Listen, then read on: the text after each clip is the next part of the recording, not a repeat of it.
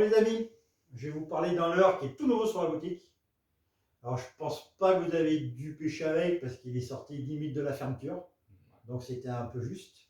C'est celui-ci. Voilà. Et celui-ci, c'est le 666. Alors, vous savez pourquoi je l'ai appelé comme ça en fait? Ça n'a rien à voir avec le truc du diable. Hein. Rien du tout. Hein. Il n'a pas de corne alors. Non, lui, il a pas de corne. Ça, c'est une certitude. Et pourtant, quand on regarde au niveau détail, beauté du leurre, Ouais. c'est une diablerie.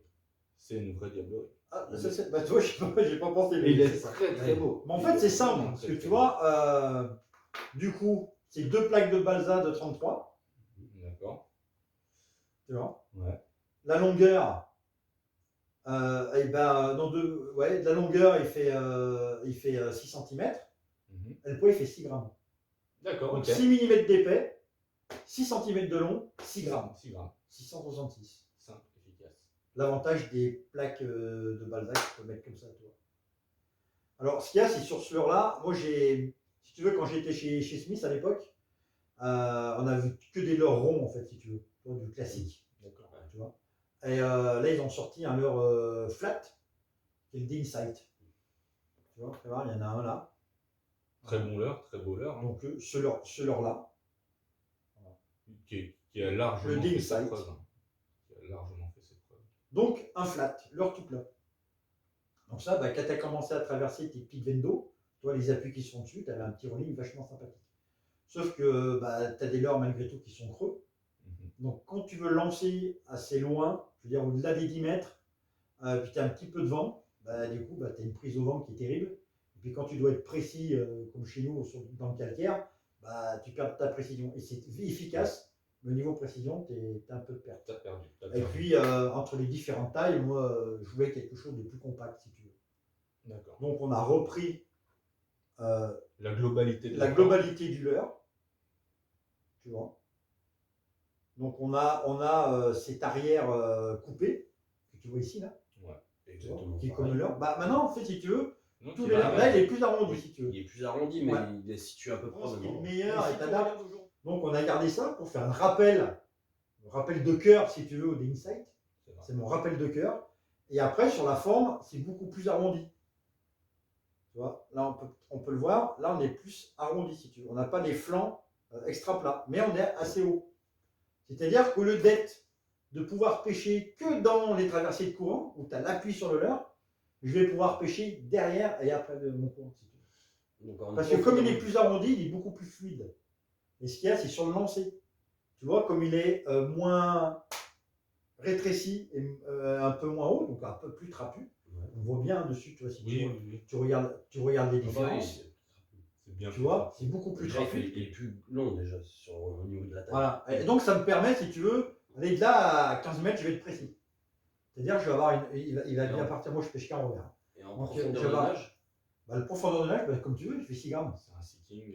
Là c'est du extra heavy sinking. Extra heavy sinking. Okay. Tu vois, donc quand tu vas te retrouver sur un spot, par exemple amont, donc tu as vraiment le shallow et puis le courant rapide et tu veux pêcher ce creux là, bah là tu es parfait quoi. Parce que du coup tu vas pouvoir laisser descendre et donner la main pour l'accompagner tout du long. Et donc du coup, vu qu'on va s'en servir pour l'ouverture ou au courant de la saison, toi tu l'animes comment? Alors celui-là, moi je suis plutôt en relâché si tu veux. C'est-à-dire que beaucoup de gens vont avoir tendance comme il ressemble un petit peu à tous les leurres flat que tu trouves dans le commerce, tu as le D-Insight, tu as le tricoral flat, tu as aussi Sakura qui fait le flat, je ne sais plus trop quoi. Oui, effectivement. Bref, tu as plein de leurres comme ça, tu en as aussi chez Megabass, tu en as un peu partout. Voilà, ça revient un peu. Moi l'animation, je ne vais pas faire l'animation traditionnelle, c'est-à-dire de bas en haut comme ça. Ça ne m'intéresse pas. Moi je vais faire l'inverse. C'est-à-dire que je vais lancer le leurre, je vais le laisser descendre, ma ligne plus ou moins tendue, pour qu'il commence déjà à travailler dans la descente. Et là je vais relâcher en fait. C'est-à-dire au lieu que mon leurre, au lieu que mon leurre il pêche comme ça, moi je vais le faire pêcher comme ça. D'accord. À l'inverse. Et en plus l'avantage d'avoir mes 2 hameçons, simple, bon là j'ai pas de problème, je peux faire racler un peu le fond. Mais je vais pêcher beaucoup plus creux, beaucoup plus en profondeur. C'est pas un leurre que je vais vraiment utiliser si tu veux, quand il y a des tillages par exemple. Ça ne me servira pas. Par contre de mars jusqu'à à peu près mi-mai, même fin mai, Les coups d'eau, je vais le sortir d'office. D'accord. Sur les petites rivières, je vais te dire jusqu'à 15 mètres de large. D'accord. Mais par contre, il y en a qui ont testé ça sur la rivière Nain, sur des pêches de bordure, et ils ont fait des beaux poissons avec. Ok.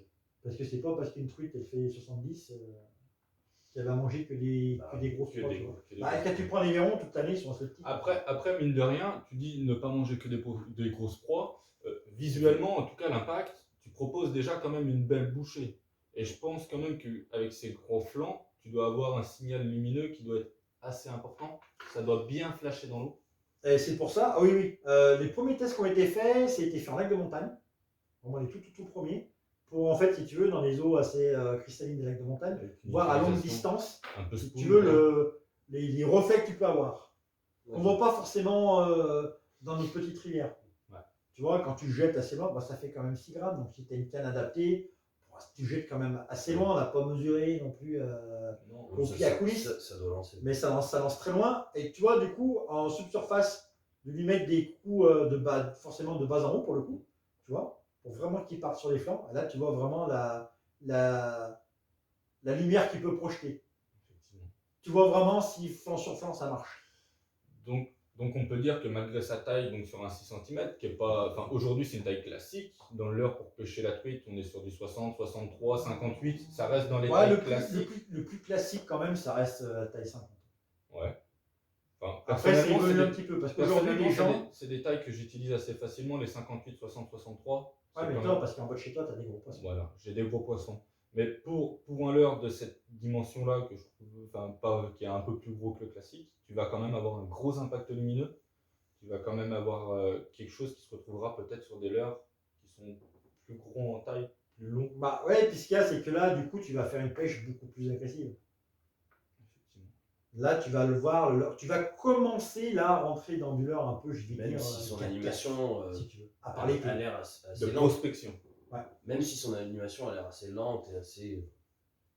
Bah ouais, parce qu'après, si tu regardes, moi je regarde les pêcheurs, ils pêchent beaucoup trop vite. Tu sais, une truite, c'est pas une Formule 1 non plus. Hein. Au bout d'un moment, elle va pas non plus faire 15 mètres pour venir attaquer ton leurre parce que tu as touché comme un ouf.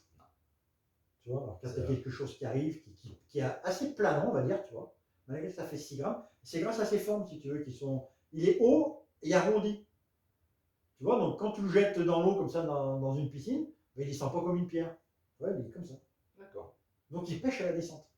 C'est-à-dire que même sur tes zones gravier, que tu connais, tu vas pouvoir pêcher. Tu vois, cette petite tirée que tu vas faire, et la descente que tu vas accompagner, il pêche vraiment bien. Quoi. Parce qu'il va monter, puis il va vraiment pêcher comme ça. Tu vas finalement donc sur des grosses rivières, c'est aussi efficace en bordure. Parce que tu as vraiment le poisson peut-être baissé, quoi, tu vois.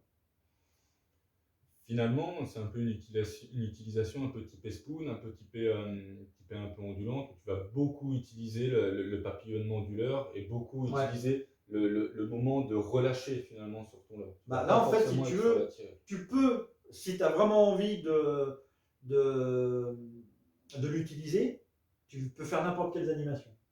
Parce qu'il est conçu pour prendre du twitch, du rapide, pour prendre du lent, pour prendre du lancer ramené.